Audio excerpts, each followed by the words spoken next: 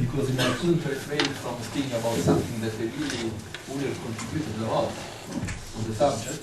And indeed, also it is strongly connected to my staying because I had this idea to do this kind of games last July when I was visiting the observatory. Indeed, I had this idea of singing with him, so it's really strongly connected to him. So if it is wrong, you please complain with so I'm going to speak about something that is, up to my knowledge, new, in the sense that we are going to show you that we are able to build up a three-dimensional Navier-Stokes system, fully isotropic, with an inverse energy cascade. And steady state, yes. And this is a work done in collaboration with Stefano and with Federico, by the way. And so the whole issue is going to speak about what is the importance of breaking parity invariance, or what is the importance, how can I get an inverse energy cascade going from 3D to 2D. By the way, I mean, you should be able to know what is the original, right? I mean, that's, a real communist knows what is the hand that you have to write. So it's,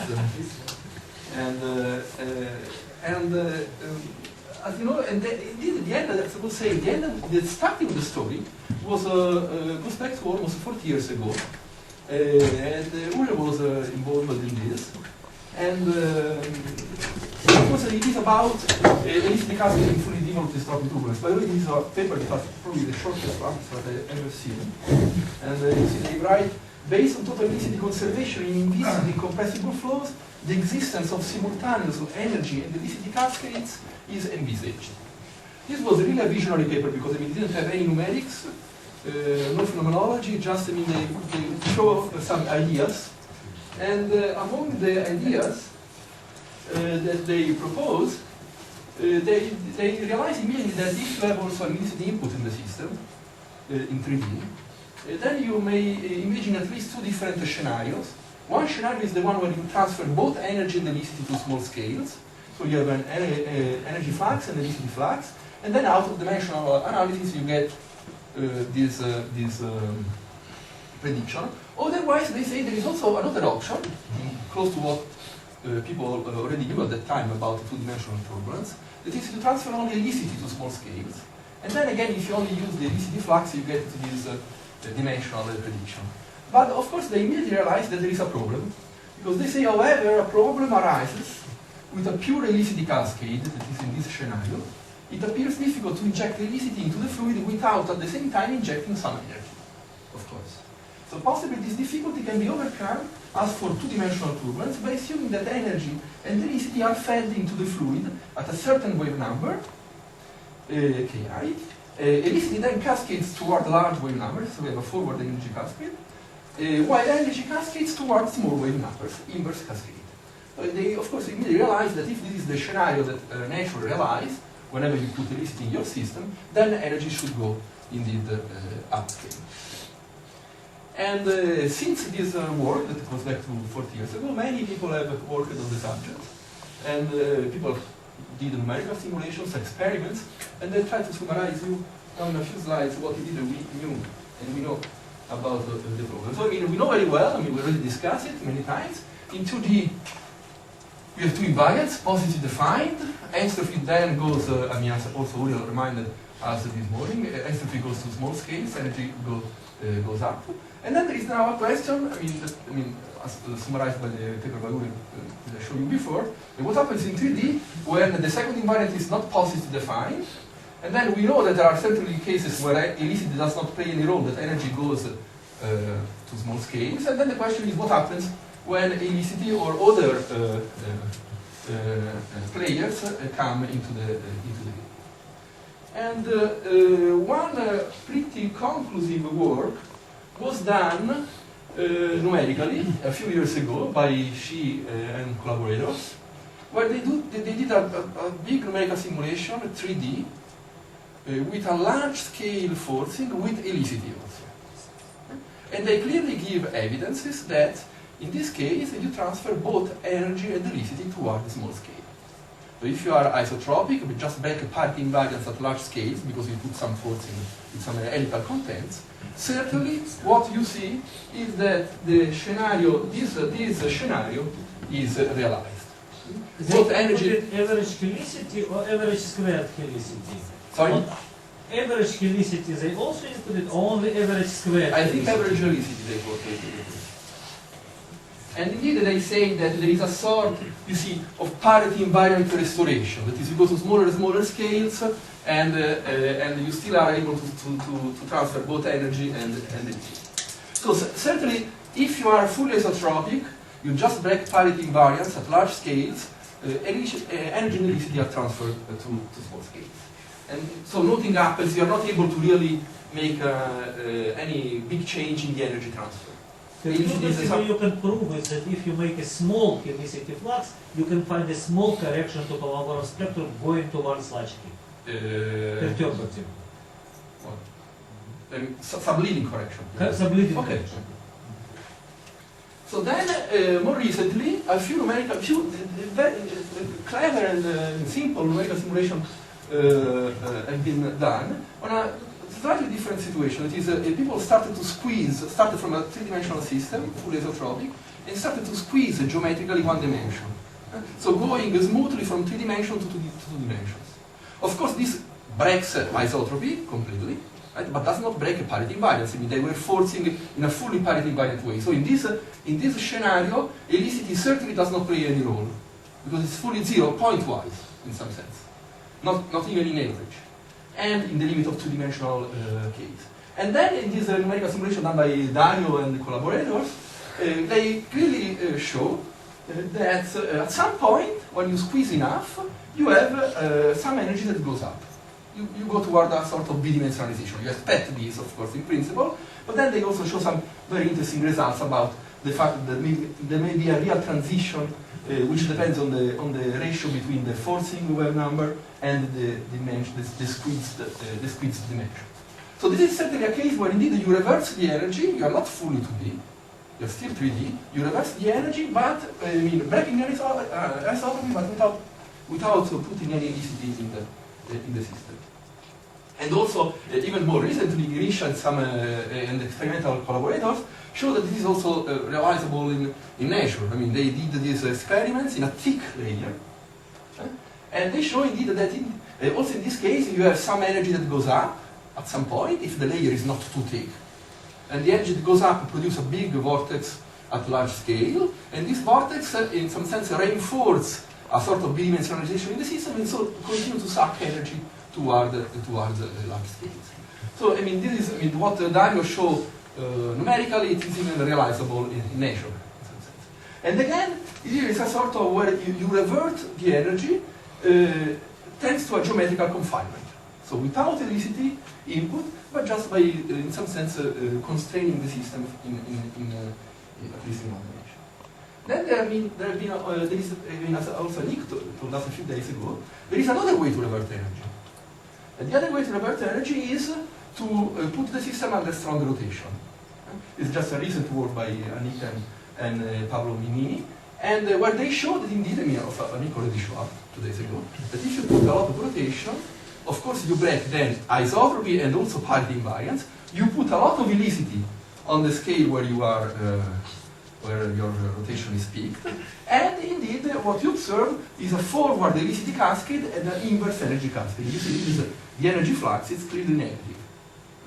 So apparently these two ways are completely different, right? You can revert the energy either by going towards 2 dimensions and having therefore exactly zero helical state, because in 2 dimensions we have zero helicity in the system, or by going again toward 2 dimensions, but by putting a lot of helicity at small scales. And this is somehow, but in both cases you see, either in the geometrical squeezing mechanism or in this rotating mechanism, of course you always break isotropy. So, okay, then there is,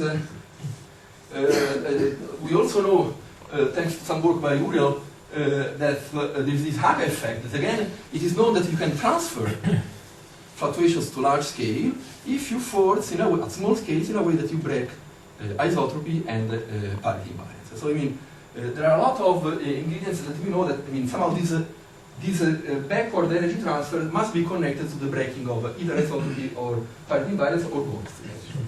So we played a little bit, and we try to see if it is possible to extract out of the full Navier-Stokes equations in 3D, fully isotropic, a mechanism that indeed brings and transfer energy toward large scale, that has therefore an inverse energy cascade. And the idea is very simple, indeed it's not even ours in some sense. It goes back to this work by Wolef, 20 years ago, more or less, where Wolef showed a very simple, made a very clever decomposition of Navier-Stokes equations, because what he showed, it's very simple, that is, you can take any wave number, and you are divergenceless, so you have only 2 degrees of freedom per k, and then you can take the 2 degrees of freedom, you can decompose the wave number on 2 eigenvectors, and you choose the 2 eigenvectors in a clever way, if you want to study importance of parity invariance, because you choose the 2 eigenvectors being the eigenvectors of the Karl operator. So one vector will bring a positive helicity, and the other vector bring negative helicity. And of course, this decomposition is exact. There is nothing wrong with that. But what is particularly interesting is that if you take these decompositions and you write down the expression for the energy and the helicity, of course, what you have, the energy is the sum of the plus the minus, while the helicity is the sum of the plus components minus the minus component, with a k, of course, because of dimensional reason. So you see why you can transfer both quantities toward small scales, because these 2 invariants are wave number by wave number linearly independent. One is the sum and the other is the difference. So there is not a real dynamical constraint between the two fluxes. But then what you can do is to steal the idea of Galerkin truncation that Uriel already told us this morning, and decimation or Galerkin truncation? Galerkin truncation. What? I mean, decimation. Galerkin decimation. I don't know how you call it. How you call it? Galerkin is when you kill things. Only, okay. Fourier decimation. Fourier decimation, okay. Because what happens is the following. If you write down the Navier-Stokes equation now in the Fourier space, and you use this decomposition, this helical decomposition for the wave vectors, you immediately realize that because each projection may bring either positive or negative helicity, you have only 8 different triads, possible triads, depending on if the 3 wave numbers have a plus, minus, plus, minus, minus, minus, I mean all possible combinations. And out of these 8 families, only 4 are independent, because you can always exchange plus with minus. Of course, it is fully. You use plus minus plus? Is the component of helicity? Where do you see this? Is here. This SP is either plus or minus. Yeah, but it's only 2. So where is the third? Is here on the left, okay. because it's a triad, so you have the evolution of one, which depends on the other 2. So you have only 4 families independent inside the Navier-Stokes equations that you can distinguish among them, looking at the component of helicity.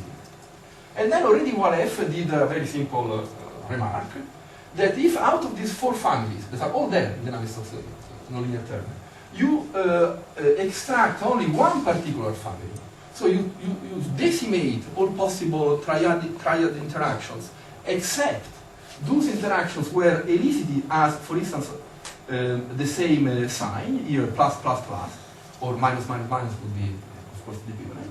So you kill all the other interactions except this, and you can do it exactly, I mean, using this decimation trick that will have the effect that the helicity thing becomes definitely positive? Yeah, that's It would be like normal. exactly. So so you extract out of the whole Navier-Stokes nonlinear term only a subset of possible interactions. And you are a little bit like in 2 dimensions, because you conserve 2 positive delta quadratic invariants. Because in fact, this is k weighted. You know already the end of the story. Because you have to, I mean, among each triad you have the lowest wave number, the middlewest number, and the highest wave number. So you only preserve these interactions, and that's already ruined my coup de théâtre.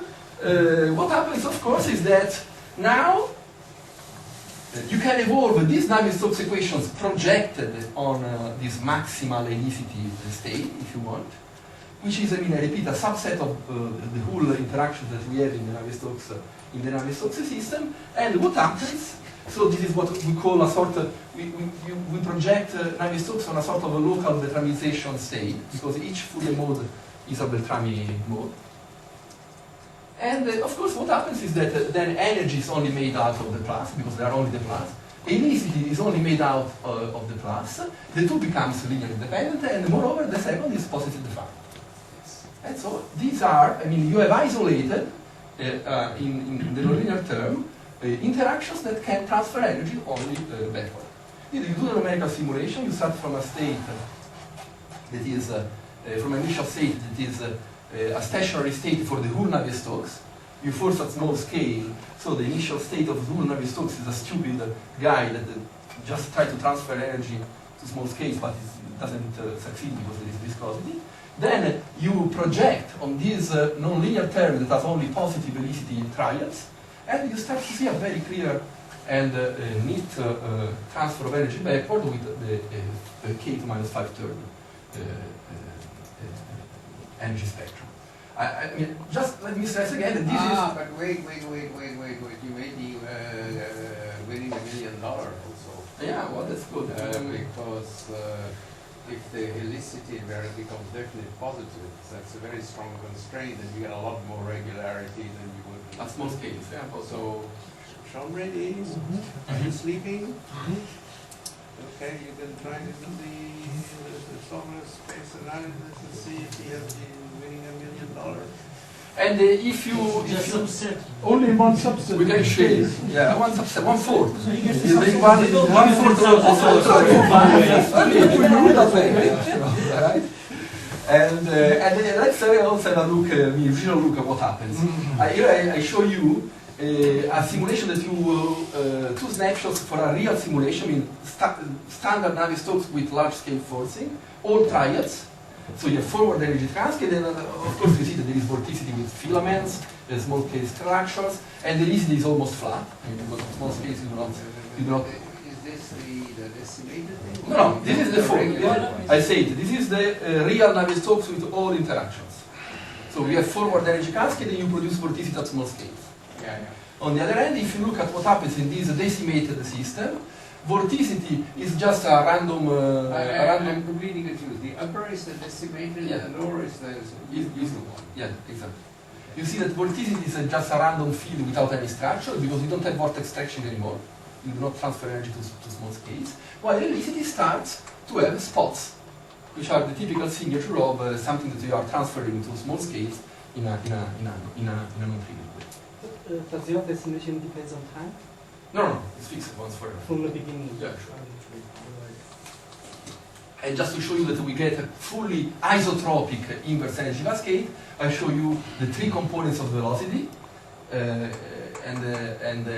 you see that they oscillate around the same value. I forgot to tell you that, of course, if you want to get a stationary state, then you have to put hypoviscosity at large. So these results have been obtained by also removing energy from the smallest wave number that we have in the system. And here I show you the flux of energy, which is as you see, negative. It's not very elongated because after all it's a three-dimensional simulation, so you pay a price to do it. And then let me see what I have more. Okay, these are two fluxes. Oops. Oh. These are two instances with stationarity, so we're removing energy at large scales, and we also show that you can change the forcing and it's still robust. The system still transfer energy in some, even if not too efficient way, but in some way. And then the last result that I want to discuss is that, of course, we didn't find any intermittency. All inverse energy cascade, up to my knowledge at least, or to my understanding. You did check that the quartic invariants also conserved in this weird. Sure. And so I show you here in the inverse cascade regime, a three-dimensional, isotropic, that there is no intermittency. We measure perfect Gaussian PDF for the velocity increments at different scales, exactly as you see, for instance, in two-dimensional inverse cascade regime. So which was this, what is red, what is blue? Here, the second order and the fourth order structural functions, and here is the whole PDF. I mean, for, I don't remember, 3 or 4 different scales, to show that the scale is perfect. So, conclusion, just some remarks. I mean, I discussed previously that you have 2 different ways to get to an inverse energy cascade, at least experimentally. Either you break isotropy and by squeezing the system going toward a 2-dimensional situation. And the 2-dimensional situation in this framework is a situation where anicity is 0 point-wise, which means that u plus is equal to u minus for any k.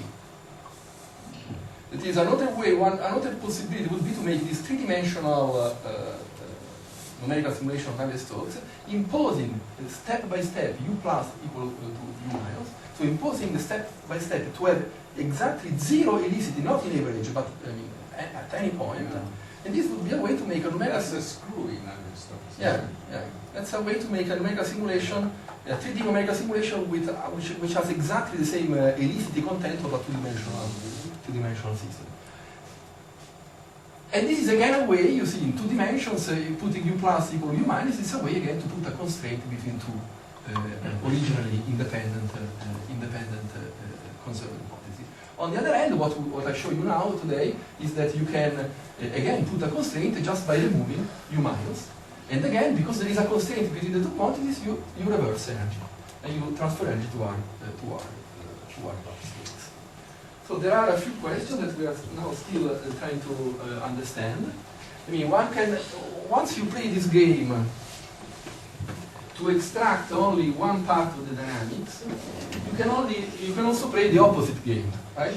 I mean, for instance, now making a Navier-Stokes simulation, keeping, for instance, only those interactions. I mean, completely removing the positive one. It is completely removing the triads which are responsible of this back transfer. And that's, I mean, what we are trying to understand now. I mean, one possibility would be that this change the intermittency in the direct energy, cascade energy, because you are removing those events that are blocking the energy transfer toward small scales. So it's still under investigation. So I don't have any results to show. I think more or less that's it. Let me see. Yeah, I think that I can stop here. Thank you.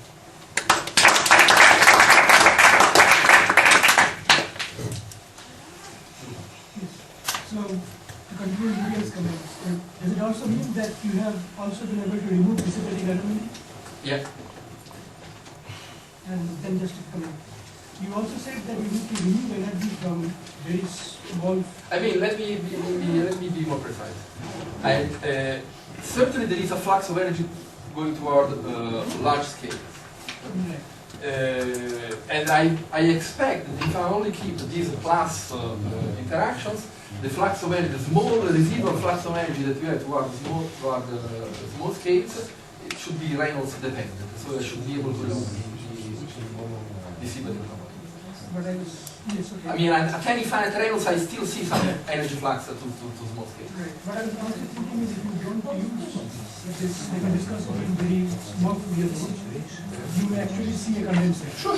And that will then act back on it.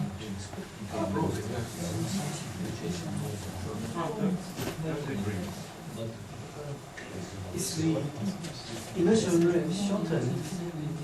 It's kind of trivial. I see the relation between helicity and energy now is k by dk, unlike the 2D case where you have k square, the n-stroke is k square multiplied by dk, which means that the leaking of energy is more serious in this case. If you look at the forward helicity cascade, yes.